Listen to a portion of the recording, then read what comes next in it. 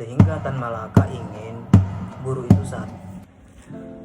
Assalamualaikum warahmatullahi wabarakatuh. Salam sejahtera bagi kita semua dimanapun kita berada. Semoga kita selalu senantiasa diberikan kesehatan oleh Sang Maha Pencipta. Jadi kali ini teman-teman, saya lagi megang buku Madilog. Buku ini merupakan karya Tan Malaka. Buku Madilog ini merupakan salah satu bacaan penting yang layak untuk dikenal oleh anak muda. Di tengah zaman yang penuh informasi tapi minim refleksi, buku ini mengajarkan cara berpikir kritis, logis, dan rasional.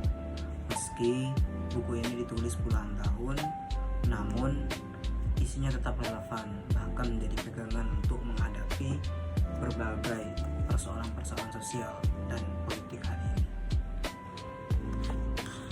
Buku ini ditulis di masa penjajahan Jepang tahun 1942 sampai 1943. Beliau menulis secara diam-diam di Cililitan, Jakarta. Jadi buku ini dilandasi oleh pengalaman pribadi Tan Malaka sebagai pelarian politik, pendidikan, dan pejuang revolusioner. Ia menyatakan bahwa Madilog ini ditunjukkan terutama untuk rakyat dan pekerja dan anak muda. Madilog merupakan akronim dari 3 konsep utama, yaitu materialisme, dialektika, logika. Madilog. Jadi Tan Malaka menulis Madilog dalam konteks penjajahan Jepang dan perjuangan kemerdekaan Indonesia untuk memperkenalkan cara berpikir ilmiah kepada rakyat, khususnya kalangan proletar sebagai bekal dalam perjuangan revolusioner dan pembangunan bangsa. Ada tujuan utama mengapa Tan Malaka menulis buku ini. Pertama, tujuan utama buku ini untuk menggantikan cara berpikir mistik dengan logika ilmiah, di mana Tan Malaka mengkritik budaya berpikir yang diselimuti oleh tahayul, fatalisme, dan dogma agama yang irasional.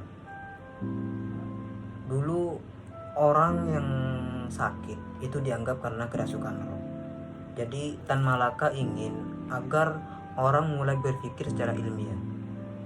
Jadi sakitnya itu bukan karena mereka kemasukan roh, akan tetapi orang sakit karena virus atau bakteri. Jadi harus dibawa ke dokter, bukan ke dukun. Jadi kemudian tujuan utama mengapa Tan Malaka menulis buku ini yaitu membentuk kesadaran kelas proletar. Ia menekankan pentingnya materialisme dan dialektika sebagai alat untuk memahami kenyataan dan melakukan perubahan sosial. Jadi seorang buruh dibayar sangat rendah tapi merasa itu sudah nasibnya.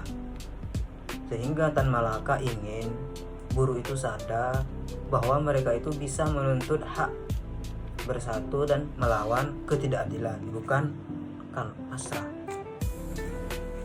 Kemudian Tan Malaka juga ingin membangun metode berpikir secara ilmiah dan revolusioner.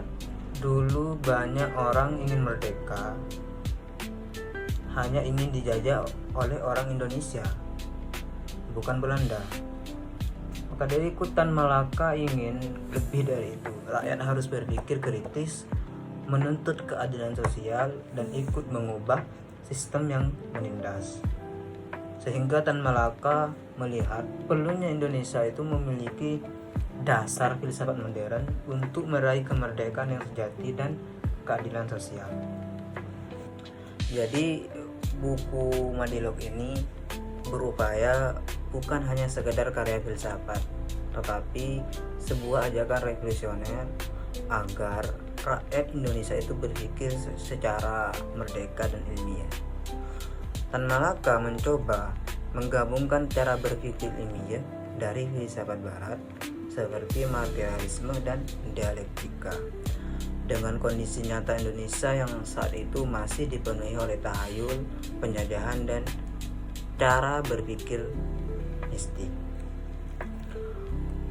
Madilog merupakan proyek pencerahan.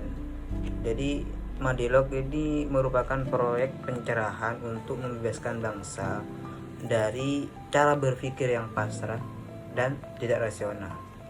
Oleh karena itu, lewat buku ini Tan Malaka ingin mengubah cara pandang rakyat agar lebih kritis dan sadar, agar mampu melawan penindasan maupun sampai sekarang. Dan Madilog sampai saat ini tetap relevan sebagai bacaan yang menggabungkan ilmu filsafat dan semangat perjuangan.